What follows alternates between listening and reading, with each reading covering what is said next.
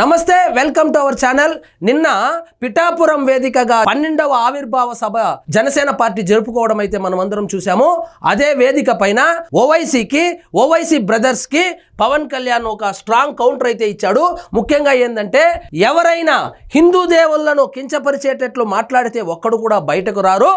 అదే మీరు జీసస్ని మాట్లాడగలరా, లేదా మహమ్మద్ ప్రవక్తను మాట్లాడగలరా, లేదా మేరీ మాతను మాట్లాడగలరా, కానీ అందరూ కామెడీగా పార్వతీదేవిని అయితే మాట్లాడగలరు అని చెప్పుకొని వచ్చాడు. అది చూడండి ఏం మాట్లాడుతున్నాడు.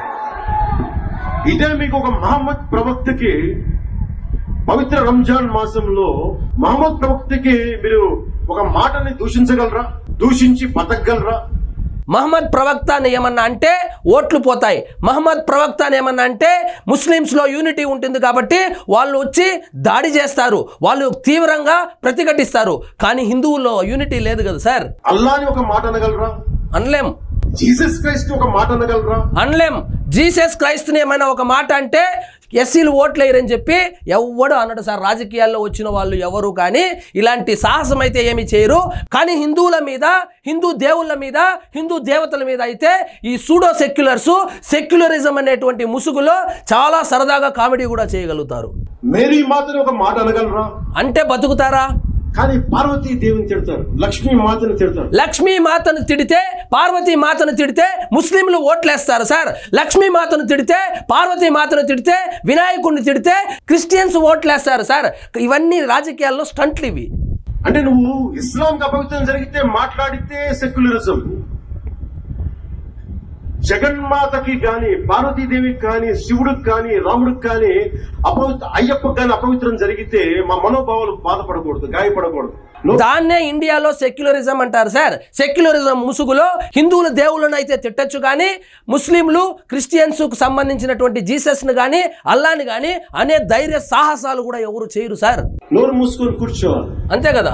ఆ జనరేషన్ పోయిందిరా బాబు. ఒక తప్పుని తప్పుగానే చెప్తాం.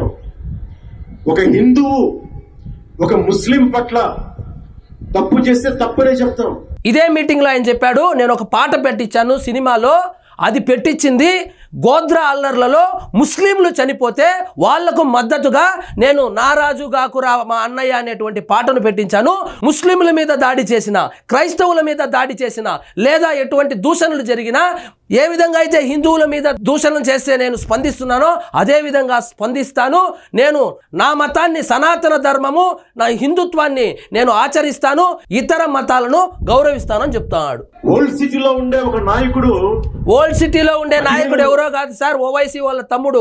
ఓవైసీ వాళ్ళ తమ్ముడు, చిన్న ఓవైసీ 15 నిమిషాలు 25 నిమిషాలు ఇస్తే మొత్తం హిందువుల్ని చంపేస్తానని చెప్పి స్టేట్మెంట్ ఇస్తే ఇప్పటికీ ఆయన్ని గెలిపిస్తూనే ఉన్నారు ఎంపీగా, ఎమ్మెల్యేగా, కానీ ఎవరు ప్రతిఘటించలేదు. అప్పుడు దానికే కౌంటర్ ఇస్తాను. నిమిషాలు కళ్ళు మూసుకోండి, పోలీసుల్ని మేము హిందువులకి ఏంటో మేము చూపిస్తామంటే అది తప్పు పట్టకూడదంటే ఎట్లా? అది మతోన్మాదమా? ఏం మాట్లాడుతున్నారు మీరు? సో ఫైనల్ గా పవన్ కళ్యాణ్ ఏం చెప్తున్నారంటే, మనిషిగా జీవిద్దాము, మీ మతాన్ని ఆచరించండి, ఇతర మతాలని గౌరవించండి. ఎవరైనా మహమ్మద్ ప్రవక్తను కానీ, జీసస్ను కానీ దూషిస్తే మీరు స్పందించండి. అదేవిధంగా మీ దేవుళ్ళను ఎవరైనా స్పందిస్తే కూడా ప్రతిఘటించండి అని చెప్పి క్లియర్గా చెప్పుకొని వచ్చాడు. సో ఈ మధ్య సనాతన ధర్మం గురించి ఎక్కువగా మాట్లాడుతున్నాడు కాబట్టి చూద్దాం మరి ఎంతవరకు ముందుకెళ్తుందో.